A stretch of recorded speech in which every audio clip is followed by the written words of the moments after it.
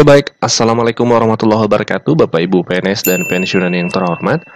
Nah di video kali ini ada satu pertanyaan yang akan kita bahas dari subscriber seperti ini ya. Pak Admin, ada informasi bahwa kenaikan gaji ASN tahun 2025 adalah sebesar 5-8%.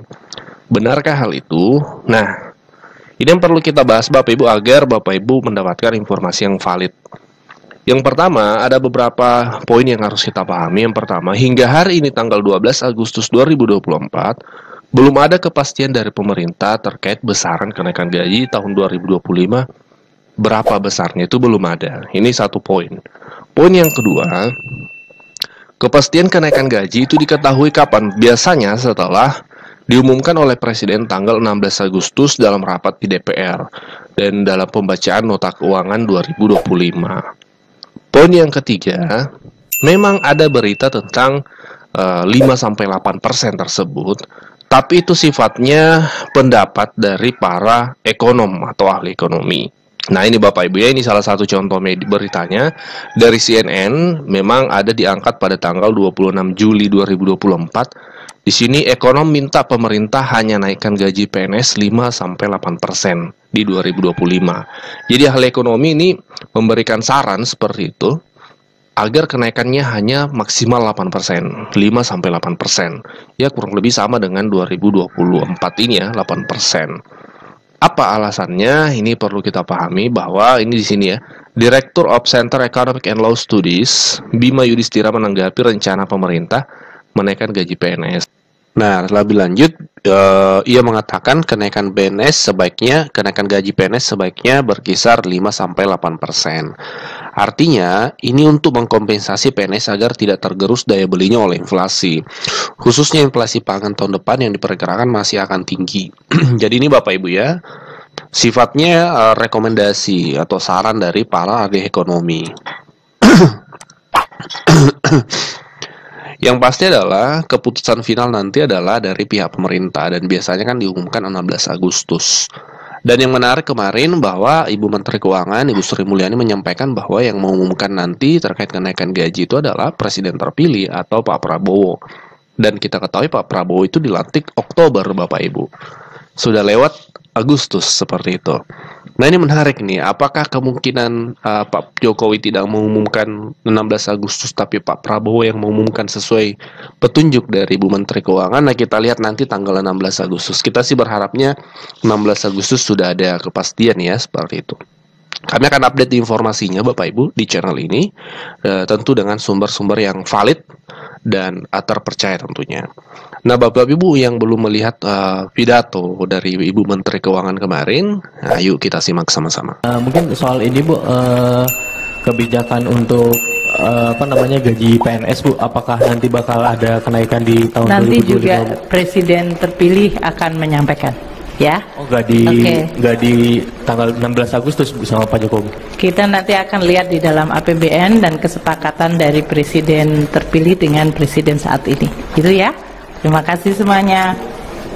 Seperti diketahui bahwa RAPBN 2025 disusun oleh Presiden dan pemerintahan sekarang yang nanti akan dilaksanakan oleh pemerintah terpilih, yaitu Presiden dan Wapres serta Kabinet terpilih. Oleh karena itu, saya tidak akan menyampaikan substansinya, namun proses-prosesnya, karena nanti sebagian substansi dari RAPBN akan disampaikan oleh Bapak Presiden pada 16 Agustus di dalam sidang paripurna DPR. Dari prosesnya sesuai dengan pembahasan awal dengan kabinet saat ini dan kemudian kita sampaikan di DPR, ini kita sudah mulai menyusun RAPBN 2025. Yang satu pertama adalah lingkungan ekonomi makro baik dari sisi global dan nasional yang akan mempengaruhi berbagai asumsi untuk pelaksanaan APBN 2025 nanti.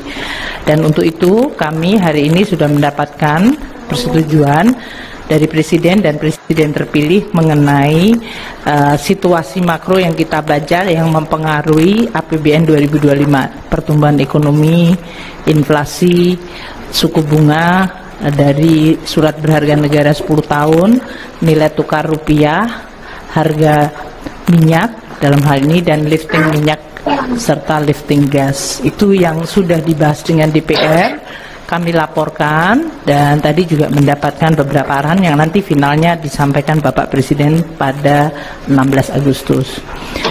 Kedua, untuk postur APBN 2025 juga kami sudah laporkan kepada Presiden dan Presiden terpilih mengenai pembahasan awal dari DPR, ya, dalam hal ini melalui KEM PPKF, dan posturnya diperkirakan tidak akan mengalami deviasi banyak dari yang sudah dibahas dengan DPR, namun karena ini adalah menampung sesuai dengan arahan Bapak Presiden saat ini, yaitu Presiden Jokowi, bahwa APBN 2025 menampung program-program prioritas yang sudah disampaikan oleh pemerintahan Presiden terpilih.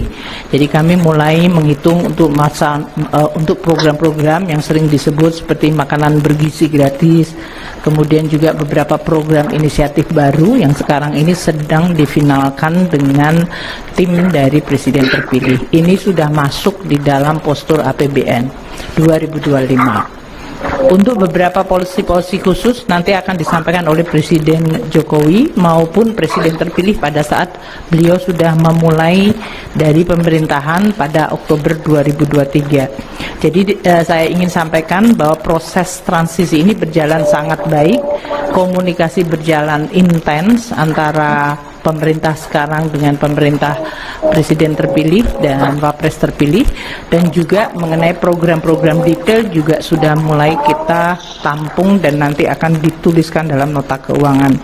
Mungkin itu, jadi hari ini kami memfinalkan arahan dari Presiden maupun Presiden terpilih untuk RAPBN 2025. Untuk ekonomi saat ini di 2024, tadi juga dari Pak Menko Perekonomian serta arahan Bapak Presiden Jokowi, ada beberapa kebijakan-kebijakan di 2024 yang akan kita lakukan di dalam rangka untuk menjaga pemulihan dan pertumbuhan ekonomi. Seperti diketahui, saat ini BPS menyampaikan growth di kuartal kedua yang cukup baik, yang masih cukup